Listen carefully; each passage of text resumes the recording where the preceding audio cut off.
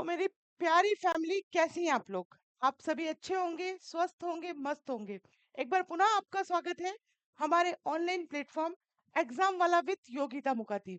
देखिए, आज का जो मोटिवेशनल थॉट है, आज की जो स्पीच है, वह आप जानते होंगे विश्व गुरु चाणक्य, हमारे चाणक्य के कुछ थॉट हैं। इस थॉट कौटिल्य चाणक्य, है ना, आप जो भी कह लें, इनने एक क्या अनेकों बहुत अच्छी बातें की हैं, जिन्हें हम गिन नहीं सकते। पर ये कोटेशन आज के लिए कोटेशन है, जो धैर्यवान नहीं, उसका ना तो कोई वर्तमान है और ना भविष्य। अगर जीवन में हमने पैशन नहीं रखा, धैर्य नहीं रखा, तो हमारा आज बर्बाद है। आज बर्बाद है तो कल भी बर्बाद है। कैसे? कल ऑटोमेटिकली नहीं बनता। भविष्य हमारी आज की गई तपस्या है। आज हम जो तपस्या करेंगे, वही भविष्य में निखर कर आएगी। तो एक बार मैं पुनः कहना चाहूंगी कि समय को वेस्ट मत कीजिए।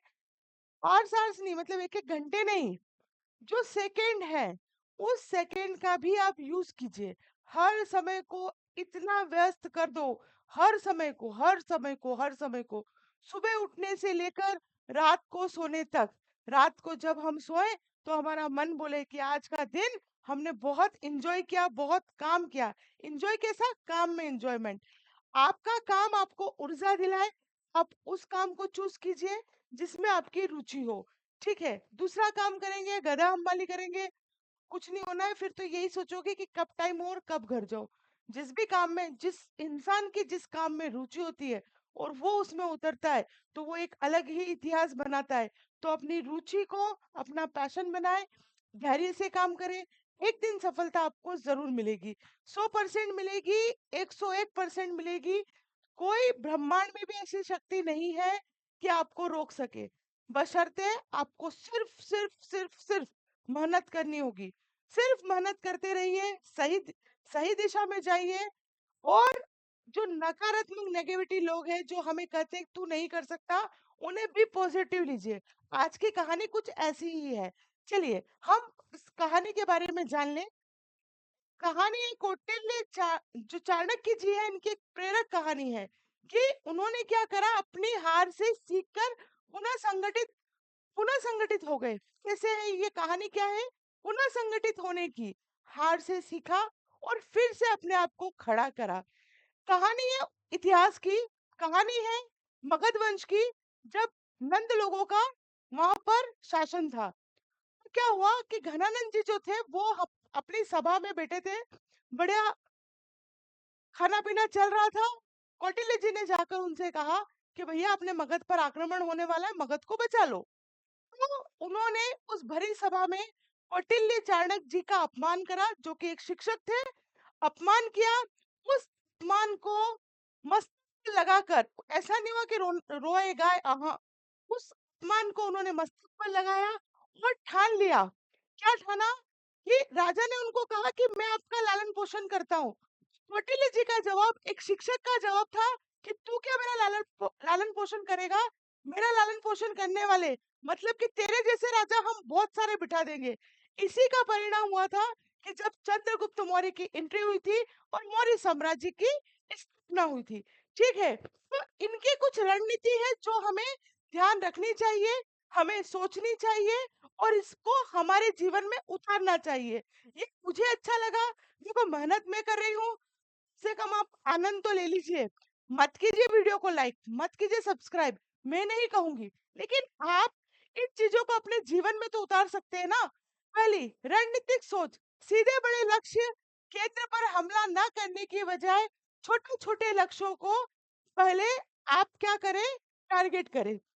मान लीजिए कि आप किसी कंपनी के मालिक हैं और आपको 200 करोड़ का टर्नओवर चाहिए। डायरेक्टली तो 200 आज सोचा कल तो हो नहीं जाएगा। उसके लिए छोटे छोटे लक्ष्य बनाओ। उन छोटे छोटे लक्ष्यों को अचीव करते जाए। उन लक्ष्य को अचीव करने के बाद आप डायरेक्टली देखेंगे कि हम कहाँ से कहाँ आ गए। ठीक, अगर इसे ऐसे समझना चाहें तो हम ऐसे भी समझ सकते हैं कि छत के ऊपर चढ़ने के लिए सीढ़ियां होती है। मान लीजिए सीढ़ियों की संख्या 20 है, तो आप 20वीं सीढ़ी पर डायरेक्टली छलांग नहीं लगा सकते। हमें पहली सीढ़ी चढ़नी होगी, फिर दूसरी, फिर तीसरी, फिर चौथी, देन 20 लास्ट में। तो ठीक इसी प्रकार हम छोटे-छोटे लक्ष्यों को निर्धारित करें और आगे बढ़ें। चलिए, अपमान को ऊर्जा बनाना, जैसे मैंने अभी आपको बताया, कोई आपको कहता है कि आप नहीं कर सकते, अड़ोसी-पड़ोसी, यार, दोस्त, रिश्तेदार, बोला हाँ, उनको बोल दो कि हाँ, नहीं कर सकता, आपको लगता है तो नहीं कर सकता, लेकिन उसे ऊर्जावान बनाओ।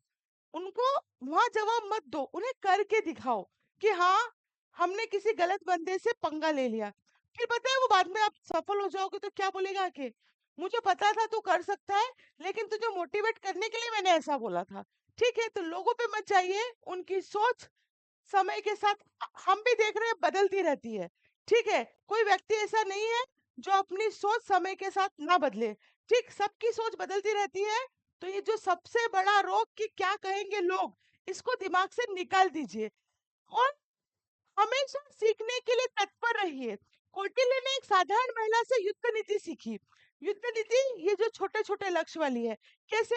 एक महिला थी, वो उसके बच्चे को खाना खिला रही थी। दाल-भात था, दाल-चावल जिसे हम बोलते हैं, वो पूरी प्लेट में गरमा-गरम था। तो उन्होंने क्या करा, उस महिला ने जो चावल का पूरा ढेर था, खिला रही थी बच्चों को प्लेट के अंदर, तो उनने क्या करा, धीरे-धीरे से चावल को साइड में कर दिया और बीच में छोटा-सा एक बाइट रहती है जो निवाला रहता है वो छोड़ दिया। अलग कर दिया तो वो सब भाप बन के उड़ गया, बीच का हिस्सा ठंडा हो गया। कौटिल्य ने वहां से सीखा कि जब ये महिला बच्चे को इस तरीके से, इस रणनीति से, मतलब छोटे छोटे छोटे छोटे उसने ढेर लगा दिए प्लेट में और खिला के अंत में विजय प्राप्त कर रही है, उसके लिए तो बच्चों को खाना खिलाना ही विजय है। वहां से भी उनने सीख ले ली। सोचने का नजरिया बदलिए। क्लास में बैठने से ही शिक्षा नहीं मिलती, हर व्यक्ति से सीखिए। कोई पागल सड़क पे जा रहा है, किसी पागल को देखना, एक ही काम को वो बिल्कुल मन लगाकर करेगा। कपड़े फाड़ने बैठेगा तो फाड़ते ही जाएगा, फाड़ते ही जाएगा, फाड़ते ही जाएगा। मतलब हम उससे भी सीख सकते हैं। कल मैंने ऐसा एनालिसिस किया कि हम उससे भी सीख सकते हैं कि किसी काम को एक ही धुन में करना, एक ही धुन में करना। तो मेरे प्यारे साथियों, आप बिल्कुल लगे रहे। मुझे कॉल्स आने लगे, इसके लिए बहुत-बहुत धन्यवाद। लेकिन आप बिल्कुल लगे रहें, बिल्कुल सफलता मिलेगी। ऐसा हो ही नहीं सकता कि आप मेहनत करें और सफलता ना मिले। 21 दिन दिन-रात रगड़ के देख लो, 22वें दिन का जो मोटिवेशन होगा वो अलग ही कहेगा। सो जय हिंद, जय Bharat. Thank you very much.